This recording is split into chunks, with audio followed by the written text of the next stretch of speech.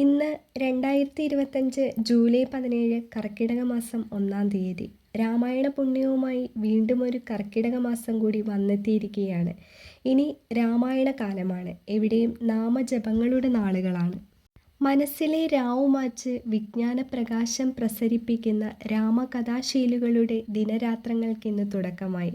കർക്കിടക തേരിലേറി വരുന്ന രാമായണ മാസത്തെ വരവേൽക്കാൻ എല്ലാവരും ഒരുങ്ങിക്കഴിഞ്ഞിരിക്കുകയാണ്.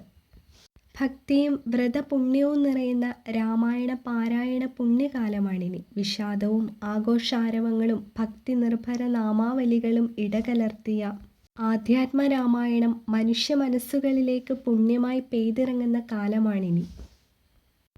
കർക്കിടക മാസത്തിൻ്റെ ആദ്യ ദിവസം മുതൽ രാമായണ പാരായണം ആരംഭിച്ച് അവസാന ദിവസം വരെ അത് തുടരും. കർക്കിടക മാസത്തിൻ്റെ പ്രഥമ ദിനത്തിൽ തന്നെ ഉമ്മറത്തൊരുക്കിയ നിലവിളക്കിന് മുൻപിൽ പ്രായഭേദമന്യേ കേരളീയർ രാമായണം വായിക്കുവാൻ തുടങ്ങും. കള്ളക്കർക്കിടകത്തിൻ്റെ കറുത്ത സന്ധ്യകൾ ആ നനുത്ത ശീലുകൾ കേട്ടുകൊണ്ടായിരിക്കും കണ്ണുകൾ ചിമ്മുന്നത്. കർക്കിടകവും രാമായണവും തമ്മിലുള്ള അഭേദ്യമായ ബന്ധം അവിടെ ആരംഭിക്കുകയാണ്. അങ്ങനെ ഏവർക്കും ആത്മശക്തിയാകുന്നു രാമായണം. വേദനകളെ, കാലക്കേടുകളെ, വറുതിയുടെ നാളുകളെ എല്ലാം മറികടക്കാനുള്ള മരുന്നും മന്ത്രവുമാകുന്നു രാമായണ മാസം. കൊല്ലവർഷത്തിൻ്റെ അവസാന മാസമാണ് കർക്കിടകം. മഴയും മഴക്കാറും ഇരുട്ടിലേക്ക് പ്രകൃതിയെ വലിച്ചെറിയുന്ന ഒരു കാലഘട്ടം.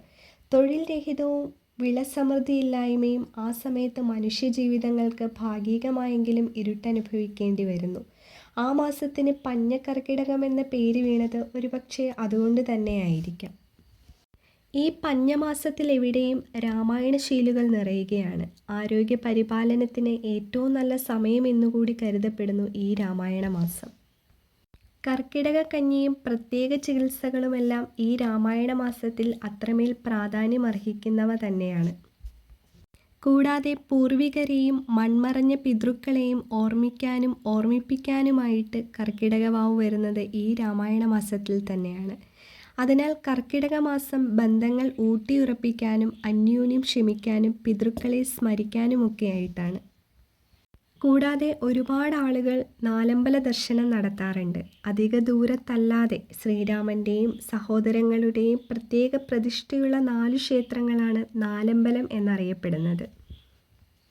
അങ്ങനെ ഈ രാമായണ മാസത്തിൽ മഴ ഇനിയും തോരാതെ പെയ്യുകയാണ്. കൂടെ എല്ലാവരുടെയും പ്രാർത്ഥനകളും. കള്ളക്കർക്കിടകത്തെ മറികടക്കണം. ഇനി പൊന്നിൻ ചിങ്ങത്തെ നമുക്ക് വരവേൽക്കാൻ.